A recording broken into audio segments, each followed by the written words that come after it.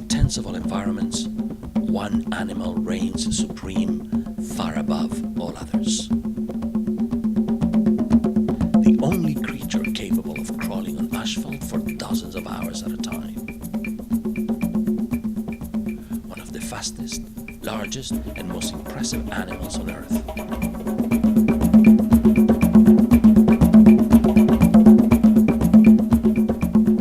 The dominant lord of the black tar ocean. The automobile.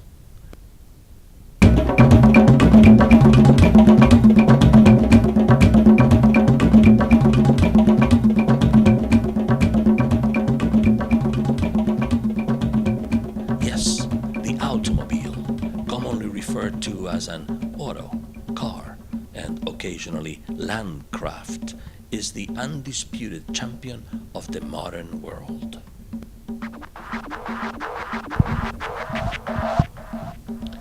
All cars are of the prehistoric kingdom Automobilia, which dates back to the year 1893, when the first car was discovered, killed, and put on display by Carl Benz. The Benz engine, it was called. Shortly after, in the Carazoic era, the Benz evolved into two newer forms, the Ford and Mercedes engines. Then, following that, the Chrysler, BMW, Rolls-Royce arose. And since then, the car has evolved so many times that it has become almost impossible to keep count. The Chevy, Buick, Dodge, Beamer, Cadillac. The car tree contains all sorts of strains, from trucks, Hondas, limousines, Beetles, to Jeeps, tanks, buses, and ultra cars. If you ever have trouble identifying a Landcraft's phylum, simply look at the genetic crest found on its anterior end.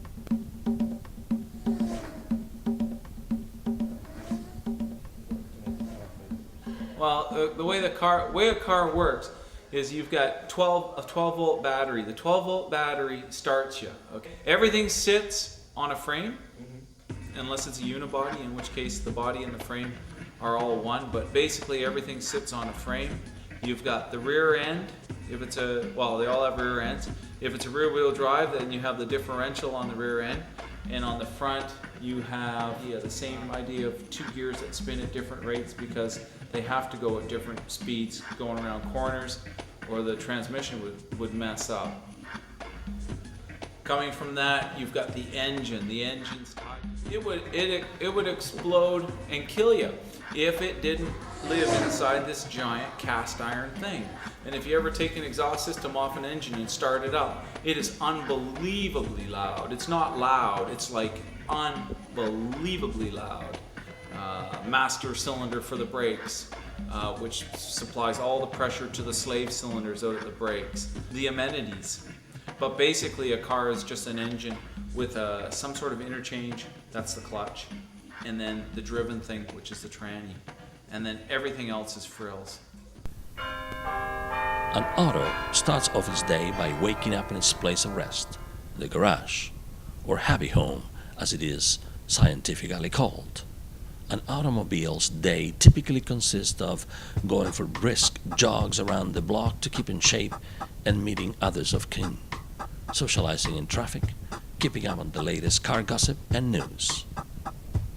They must mingle like this to get the heads up on future migrational patterns or a possible mating partner.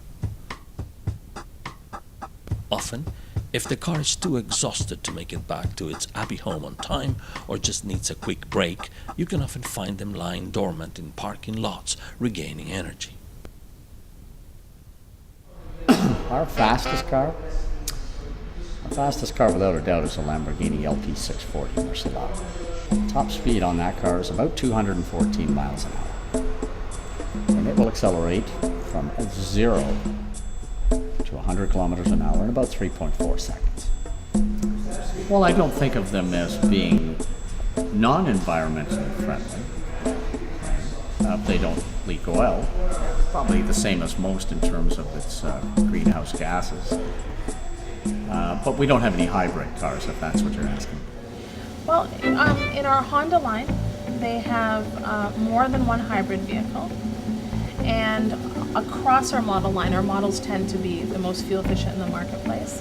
And that's just the way Honda builds their engines. Well, the hybrid, typically how they operate is they have a proponent of, or a portion of the vehicle or engine that shuts down at certain times, or converts to electric power, or convert, to an alternate power source. So they use the power when they need it and then charge when you don't. So when you're coasting or stopped at a stoplight or whatever, the vehicle recharges itself. We don't sell these popular cars. We sell most popular cars. So if they weren't quality automobiles, I'd be saying go. Yeah. These are cars that our dreams are made of. I'd be a terrible Ford or Chevy salesman. Look closely as this Magrintodorsiella of the Lotosium phylum leaves after a quick nap. If you watch carefully, you can see the hungry, salivating mouth awaiting a hearty meal. In fact, the most important activity of this suburban creature is consuming gasoline to sustain its life. Excluding a few rebel, carnivorous cars that hunt people for meals, automobiles are mostly detritus feeders, meaning they consume dead, ancient organic waste in the form of fossil fuel gasoline. This food is often served by people as a form of symbiosis. In the symbiotic relationship, the human grants the car a means of fuel, and in exchange, the car enables the rather slow walking human to cross great distances without burning any energy. This gasoline used to power the auto is then expelled through the anus in the form of metabolic waste called carbon dioxide. Unfortunately, despite the car's animal's usefulness in moving people, transporting food and entertainment value, the carbon dioxide gas it releases is causing significant damage to the environment. Every year, this gas contributes to the greenhouse effect, which causes a plethora of ecological, climate, and health problems. An estimated 25% of all the globe's pollution is caused by cars. The most polluting are the big heavy-duty cars, such as the Dodge Ram SRT10 or the Hummer, and of course the guzzling SUVs. The evolutionary boom of such cars is the result of bountiful gasoline in the latter part of the 20th century. The average American car releases 300 pounds of carbon dioxide into the atmosphere from a full 15-gallon tank of gasoline. Not only is it bad for the environment, but it has been linked to many health problems for humans, including lung cancer and asthma. The American Lung Association estimates that between 10,000 and 24,000 people die each year as a result of traffic-related air pollution. What can we do about all this? Allow only certain species of cars to live? Humans are known best by their ability to cause extinctions. The top gas-polluting cars are giants. SUVs put 47% more air pollution than the average car. We must kill them. Hybrid cars provide a better alternative to gasoline-only consuming vehicles. They use more renewable and safer forms of energy besides oil.